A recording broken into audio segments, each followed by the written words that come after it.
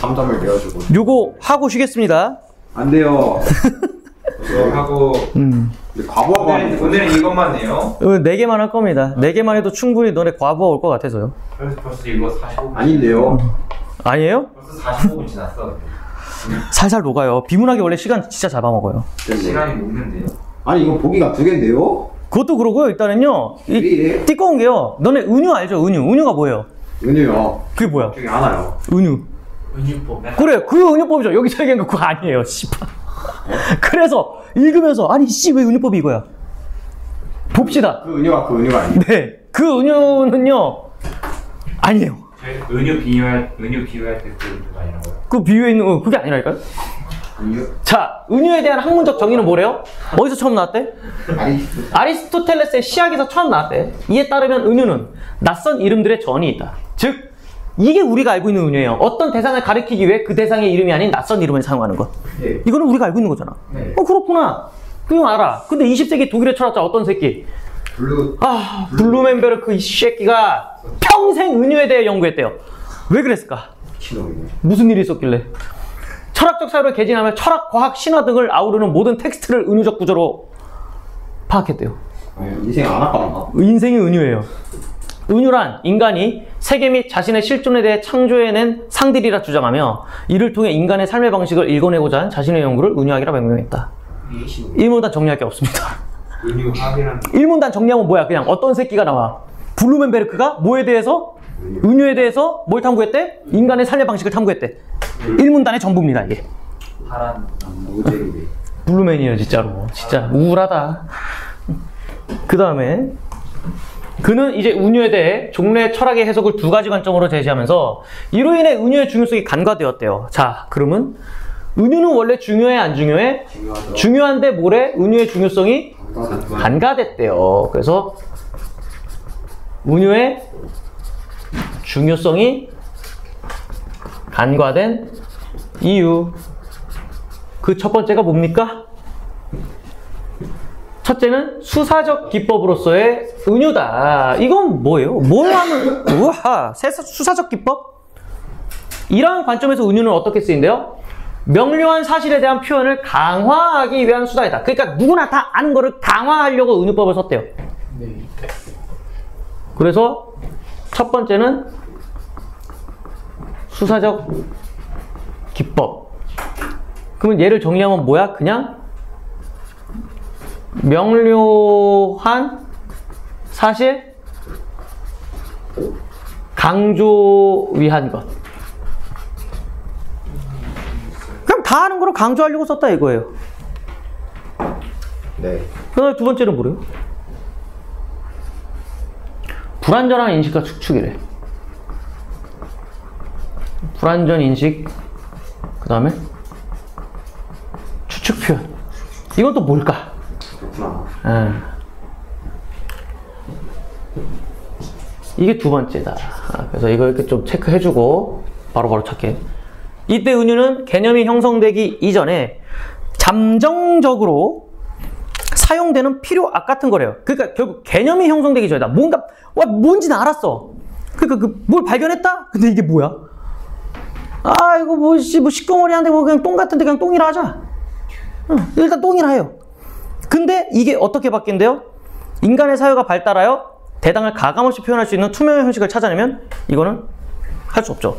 야 이거 똥이 아니라 이거 석탄이래. 아 그래? 이거 석탄이라 이제부터. 그러니까 잠깐 썼다 버리는 그런 은유. 그래서 얘는 뭐예요? 뭐라고 해야 돼요? 진짜로 어떤 진리, 명제를 잠시 지칭하기 위한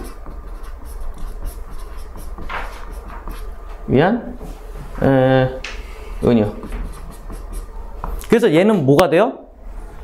나중에 시간이 지나면 표현 방법이 생기면 개념이 된다. 네, 표현 방법 생기면 어떻게 된다?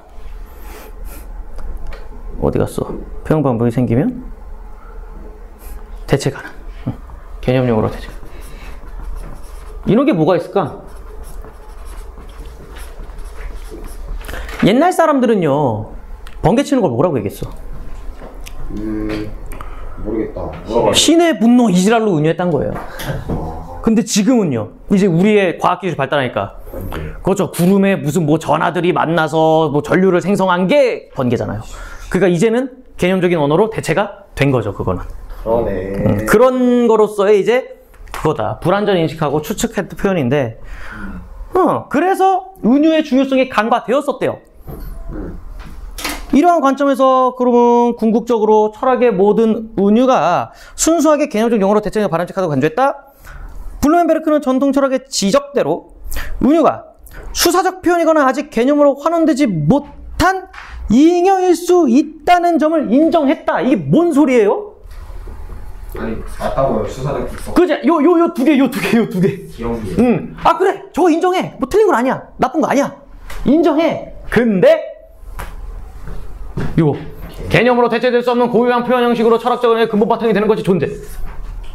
하지만 그렇다고 은유가 필요 없어. 있어요. 왜? 우리 삶에서는요, 아니 삶이란다. 우리 세상에서는요, 딱 잘라서 얘기할 수 없는 그런 게 있어요. 네. 아, 이걸 뭐로 얘기해야 돼? 어떻게 딱 못하는 것들. 그런 것들은 뭐로? 절대적 은유다. 그래서 그 다음에 이건데 근데 3은 이제 좀 다른 결이죠? 간과된 이유가 아니죠? 절대적 은유가 있어요.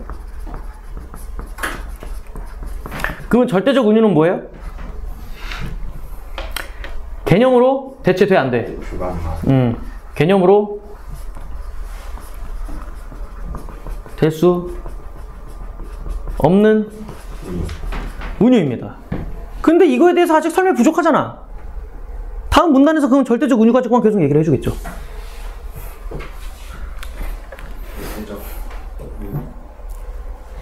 그래서 이제 3문단을 가지고 얘기를 할 겁니다. 네, 사실상 3문단도 절대적 은유의 하위 관례니까 그냥 엿다가 난 주렁주렁 쓸게요. 3문단에. 그래서 블루멘베르크에 따르면 절대적 은유는 개념적 사고에 미달하는 것이 아니라 오히려 개념적 사고의 바탕이 된대요. 그리고 세계의 본질이나 삶의 지향성 등과 같이 개념으로 설명할 수 없는 궁극적 질문들에게 답하려는 시도이다. 그러니까 이런 거지. 넌 뭐야? 준우예요. 그러니까 너는 그 준우가 너의 삶 총체를 얘기하는 거야? 너의 삶은 어때? 너의 삶은 뭐야? 이거를 어떻게 개념 나눠서 설명하냐고. 제 삶은 양아치입니다. 이렇게 하면 뭐야? 그 양아치가 있는 거지. 그럼 어떻게 살아왔다는 소리야? 정확한 비. 그 아주 그냥 그렇게 날라리처럼 살아왔다. 그런 삶을 총체적으로 은유한 거예요. 그런 게 이거다. 그래서 절대적인 은유였다가 하나 더 쓰면은 뭐야? 뭐야? 이거 그냥 똑같이 있네? 개념으로 설명할 수 없는 궁극적 질문. 개념으로 대체될 수 없는 은유.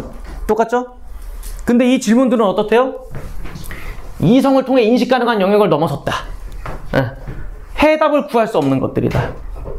근데 이걸 어떻게 표현한대요?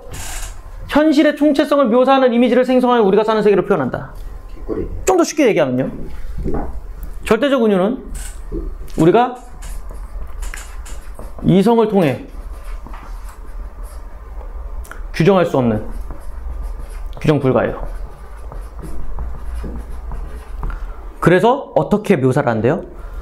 현실의 총체성을 묘사한다. 이게 뭔 소리야? 현실에 존재한다는 거야. 현실에 존재하는 거를 생성해서 우리가 사는 세계로 표현한다.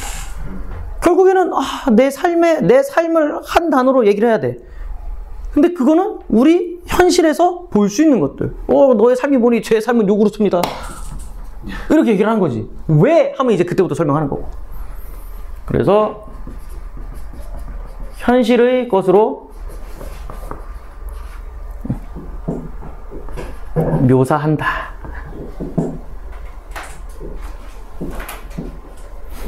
그래서 저기 예시를 보면 미지의 세계를 찾아 출항하고 망망대해에서 난파당하는 등 항해와 관련된 은유들은 결국 뭔 소리야? 인간의 실존을 은유한 거였대요.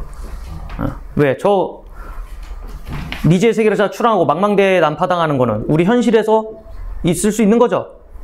현실을 묘사한 거죠. 예, 그걸 가지고 이렇게 표현했다라는 소리입니다. 그래서 3문단도 그냥 이렇게 나온다. 그 다음에 또한 은유는 뭘 나타낸대요?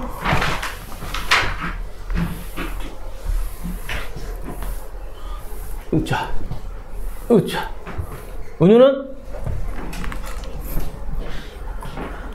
인간이 왜 안 썼어요?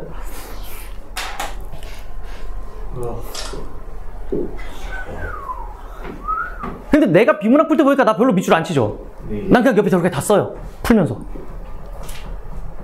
옆에 그냥 써요. 저러면 문제 풀 때 훨씬 쉽습니다. 그냥 한번 다 읽고 내 식대로 옆에다 쓰고 그 다음에 나 문제 풀어. 도표화가. 왜냐면 문제 풀잖아요? 문제 풀려고 딱 보고 밑줄 졸라 쳐있으면 풀기가 싫어요. 안 보여. 와.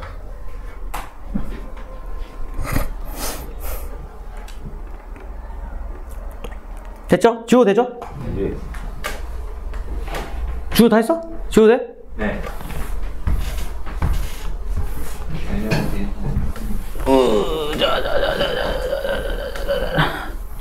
그 다음에 4문단 또한 절대적 은유는 인간이 세계를 대하는 기본 자세와 태도를 표현하며 인간의 행위 방식을 설정하는 것을 지침으로 기능한다. 이거는 따로 얘기를 안 해도 되는 게 이거 아까 우리 1문단에서 얘기했잖아요. 1문단에서 블루멘베르크가 은유를 통해 인간의 삶의 태도를 연구했다. 그 얘기가 이거잖아요. 그래서 그냥 스킵합니다 얘는. 자, 근데 블루멘베르크에 따르면 우리는 뭐래요? 세계 속에서 뭘 경험했대? 인간은 압도적인 현실을 맞닥뜨린 이래 그것을 어떻게든 파악함으로써 두려움을 떨치려 애써 왔고, 예로부터 지금까지 철학, 과학 등 인류의 지성적 결과물들은 모두 그러한 분투가 상이한 형식으로 표현된 것이다. 그럼 거꾸로 얘기를 해볼게요. 자, 우리가 지금까지 만들어낸 철학, 과학 등 인류의 지성적 결과물은 다 뭐예요? 인간이 무엇을 떨치기 위해서? 두려움을 떨치기 위해서 철학, 과학 등으로 어떻게 한 거다? 표현한 것이래요. 하지만 그런 노력에도 불구하고 여전히 개념으로 규정할 수 없는 궁극적 영역들은 존재를 한다는 거죠. 그러니까 인간이 압도적인 현실을 맞닥뜨렸다. 과거에는 태풍 같은 거 오면 뭐라고 얘기했겠어요? 태풍 존나 무서웠겠죠? 어떻게 할 수도 없고. 근데 그런 거를 이겨내기 위해서 뭘를 개발한 거야? 과학을 연구하고 종교를 만들고 철학을 가지고 이겨내려고 했던 거죠. 예. 하지만 여전히 그걸로도 설명이 되는 안 되는 것들이 존재한다. 그래서 절대적 은유가 필요한 거다. 그래서 여기다 쓰면 4문단. 인간은 두려움을 이겨내려고 뭐 종교, 철학, 과학을 통해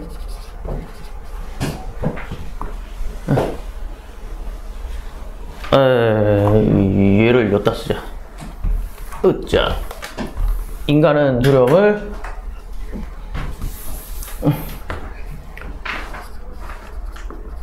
철학, 과학, 종교 등의 상이한 모습으로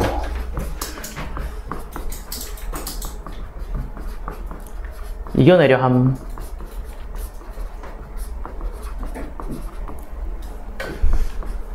그래도 설명 안 되는 것 존재.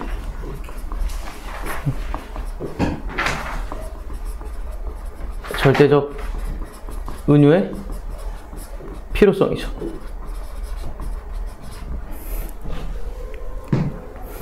그래서 절대적 은유는 여기에 구조를 더해서 명령 현상을 제공, 그래서 인간이 세계와 조화로운 관계를 맺도록 돕는다.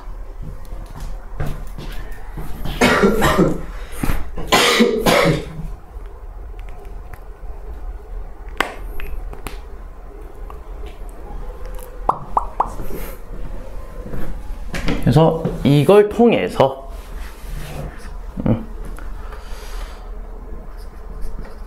그러면 절대적 은유는 인간과 세계를 어떻게 한다? 여기서 나온 용어로 정리하면 조화로운 관계를 맺도록 돕니다. 세계를 조화롭게 한다.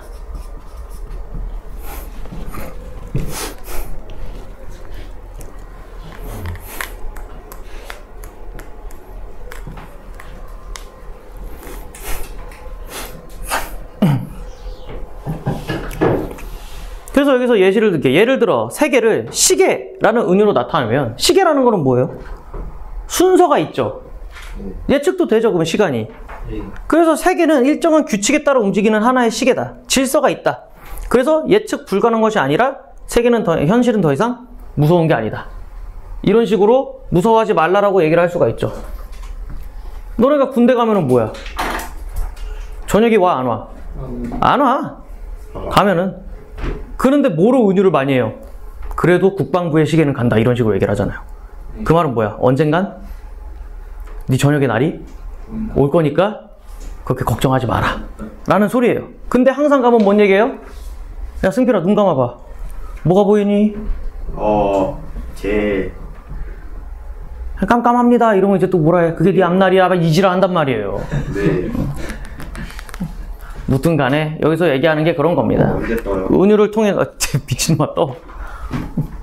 그래서 절대적 은유를 통해서 인간의 두려움을 극복을 할 수도 있다로 정리가 되고요. 근데 이제 오문단 보시면 또 개 골 때리는 게요. 갑자기 그리스 로마 신화 나오거든요. 오문단에 근데 절대적 은유와 마찬가지로 신화 역시 개념으로는 해명할 수 없는 사태를 은유를 활용한 이야기로 서술한다는 점에서 블루멘베르크의 이 은유 이론은 신화 이론으로 연결된다. 이게 뭔 소리냐? 자, 그리스 로마 신화, 단군 신화 막 이런 거 있잖아요. 그런 거 왜 만들었대요? 개념으로 해결할 수 없는 사태를 설명하기 위해서 그런 거래요. 그래서 이는 신화 역시 뭐로 만들어진 거다? 은유로.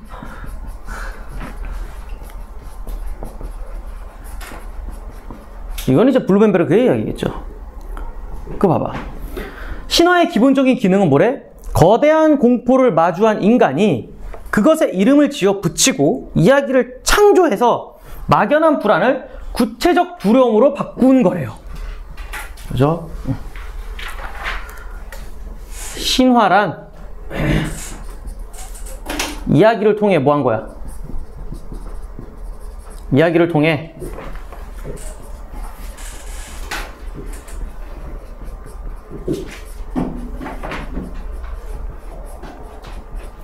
막연한 두려움보다는 구체적 두려움으로 바꿔서 이게 뭔 소리냐면 자 너네 쓰러질 때 뒤로 쓰러지는 게 더 무서워요? 앞으로 쓰러지는 게 더 무서워요? 뒤요. 왜요? 목보다 나아. 그래서 막연한 것보다 구체적인 게 더 낫다는 거예요. 그러니까 이제는 막 옛날에 막 번개 비바람 존나 쳐 막 씨 농작물 떠내가지고 내 돼지도 다 떠내려가. 그 씨 이거 왜 이래 이러는데 이거 비 왜 이렇게 내리는 거야 했을 때 그냥 그 신이 노해서 그래 이러면은 아 그렇구나 하고 말잖아요. 그거예요. 그래서 신화를 만든 거래. 그래서 우리는 죄를 지으면 안 돼. 이런 일이 벌어지니까. 근데 그런 게 이유가 없을 때는 더 무섭단 말이에요. 왜 이런 일이 벌어지는가? 네.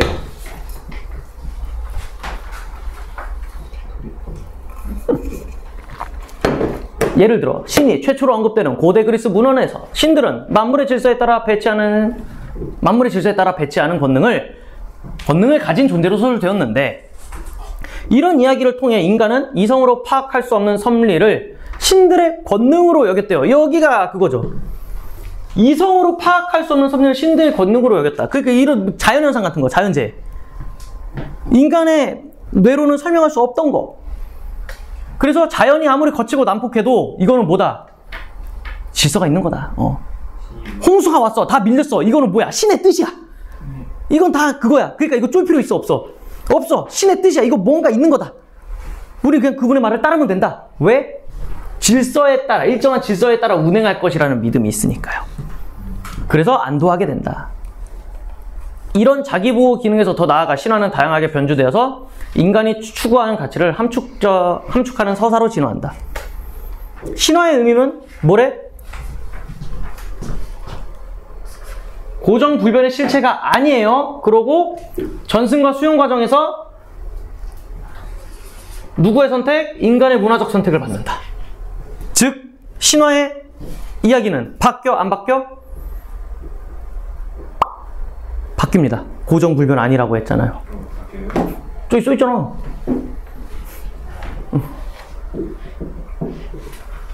그래서 이것도 정리를 하면 뭐 예를 든 거는 그냥 뺄게요. 예시니까요. 그냥 저렇게 했구나 라는 거고, 그 다음에 신화는 고정불변이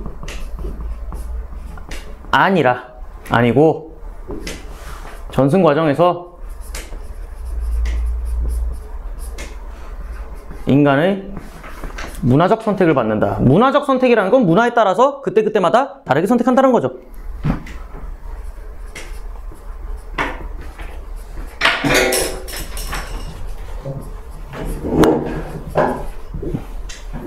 그래서 이렇게 5문단. 그 다음에 6문단은 이런 역사 과정 속에서 은유가 담당한 신화의 기능, 신화를 변형시켜온 과정도 검토함으로써 인간 실조의 창조적 본성을 드러냈던 점에서 의의가 있다. 여기 부분은 브루멘베르크의 은유 철학의 의의. 이거 문제 푸세요.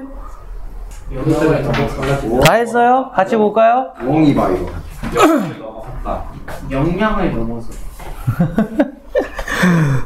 야, 아이씨, 이 새끼들. 야, 5번부터 해줄게요. 오케이, 5번 몇 번이냐? 5번 3번입니다. 야, 3, 진짜요? 하지 마세요. 이게 어떻게 처음에 3번? 야, 아니, 왜? 5번 봐봐. 아니, 이거 진짜 어렵다니까요. 넘어서다 어딨어요? 여기 있죠? 애매하긴 하네. 영역을 넘어서다. 인식 가능한 영역을 벗어났다 또는 능력 밖의 일이다죠. 그래. 능력 밖. 멤버. 아, 이게 개 같은. 그럼 봐봐. 능선을 넘다. 이걸 리얼 물리적으로 넘은 거고. 한 살이 넘었다는 이건 뭐야 이건? 뭐야? 그 한 살을 넘었다. 어떤 일정 기준을 넘었다는 소리죠. 네. 기준을 벗어났다. 시대를 넘어. 역량을 넘어섰다. 이것도 능력 밖 맞죠? 능력이라고 해야 되구나 여기서. 근데 이거 봐봐. 왜냐면은 부엉은 없다. 이거는 1번하고 똑같고. 이 고비만 넘어서면 이거 버틴다는 뜻으로 보시면 되지 않습니까? 능력 밖이라는 게 아니잖아요. 이거. 벗어났다고 봐가지고. 벗어났다고 보면 그럼 2번하고 5번하고 헷갈렸어야 돼요. 3번이요. 근데 답은 3번이죠. 역량을 넘어서는 일이다. 이거는 자기의 능력 한지. 밖에 한계를 벗어났다. 능력. 그러니까 3번이 맞죠, 이거는. 그러니까 검토를 하면 안 돼, 이래서. 3번 하셨어요, 처음에? 네. 당연하죠. 생각이 너무 많았구만. 3번까지 그거 딱 답이 3번이잖아. 5번 갔는데 5번인 거네, 답이. 근데 막상 검토 안 하면 검토 안 해서 틀려. 근데 검토할 시간도 없어. 그러니까 확실하지 않으면 건들지 마. 검토할 시간 없어. 내가 가채점도 안 해야 돼, 이제. 자, 1번에 2번이죠. 그렇죠. 이거는 왜요? 이거는 사람이면 맞춰야 돼. 이거는 너무 이지한 거잖아요. 어떤 구조나. 2번. 그다음에 2번 4번. 차죠. 절대적 운유가 개념적 사고에 바탕됩니까? 되죠. 그 얘기죠. 절대적 운유의 첫 번째 개념이죠. 철학을 통해 개념적으로 설명할 수 있는 영역 존재합니까? 사람이 왜죠? 그래서 절대적 운유가 필요한 겁니다. 그쵸. 3번은요. 바람직한 정유도 있다. 그렇죠. 이거 아까 그 두 번째 운유 있잖아요. 그쵸. 불확실한 거. 4번. 신화는 전승 과정에서 역사와 무관한 우연적 변이가 아니라 무관한? 뭐예요?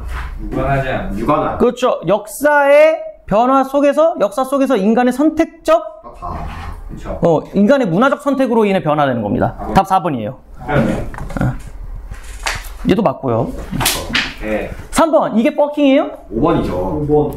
이게 항해가 이 뜻이 아니거든요. 4번입니다. 예? 이거가 터졌네. 이거가 터졌네. 이게 항해가 이거 아니라. 걷다가 아유. 자, 볼게요.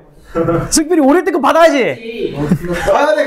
가자, 해보자. 팀 안 돼. 자, 보세요. 뭐 A, B, C 있는데요. 이게 이거라. 자, 일단은 A, 1609년 천문학자 케플러는 지동설을 주장하는 저서 새로운 천문학에서요. 이걸 쓰는 목적이 뭐래? 천상의 기계가 시대 유기체를 닮은 게 아니라 시계를 닮았음을 입증하려는 데 있다라고 합니다. 이건 뭔 소리예요? 몰라요. 이게 뭐, 그렇죠. 뭐 어떻게 얘기를 못하니까 뭐야, 이거는. 이건 디귿이지! 뭔 소린데, 이게. 그러니까 얘도 지가 도대체 몰라. 뭐를 어떻게 설명해야 될지 모르니까 디귿이죠, 이거는.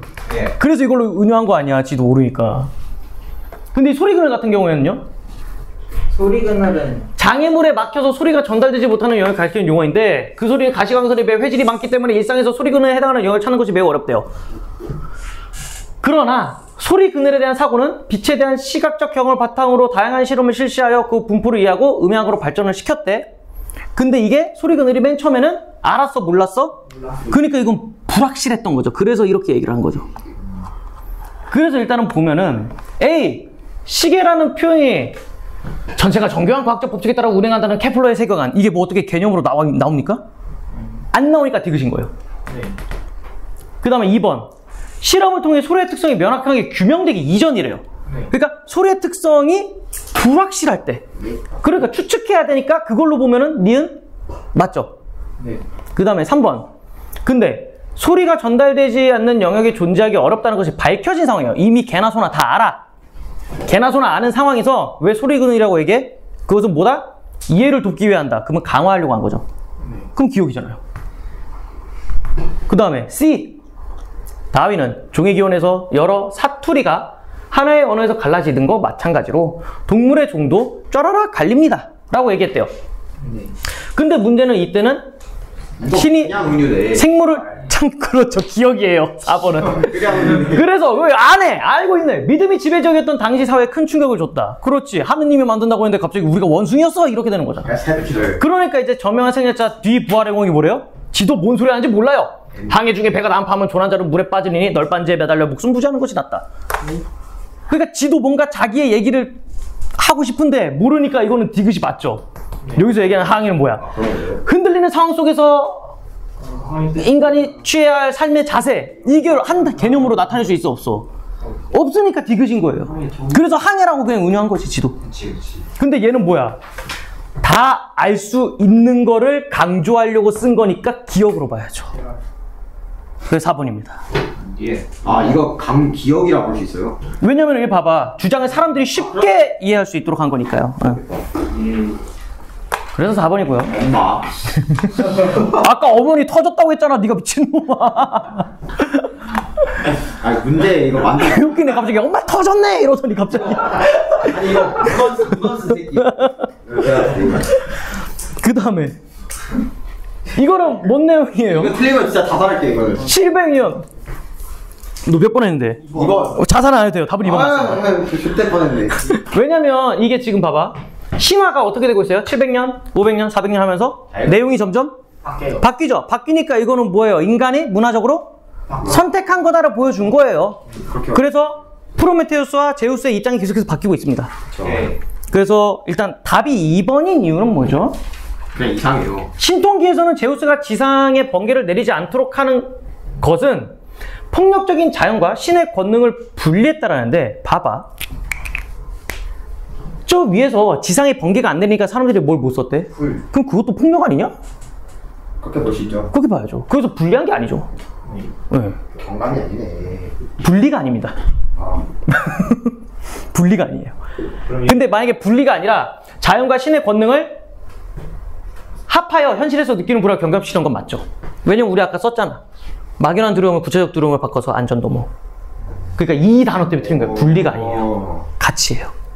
예전에는 불을 얻으려면 번개가 쳤어야면서요. 그랬죠. 불을 못 만들면, 그러니까 번개를 했을 때 자연적으로 불이 발생하는 거. 확률이 저건 진짜 빡대가지고. 저건 진짜 내가 불이 없을 때. 내가 아무리 과학을 안 해도 이 정도. 그러니까 이제 인간이 왜 불을 쓰기 시작했냐? 어쩌다가 음식을 익혀 먹었냐? 어느 날 나무에 불이 붙고 근데 계속 번개가 칠 때까지 좀 기다려. 아니 우연히 발견하고. 그거를 이제 가지고 계속 안 꺼지게 지랄 연병을 했겠죠. 동굴에 들고 가서. 그거 다 꺼지면은 좆됐다 번개 칠 때까지 계속 이러고 있겠지. 박명수 빠네. 갑자기요?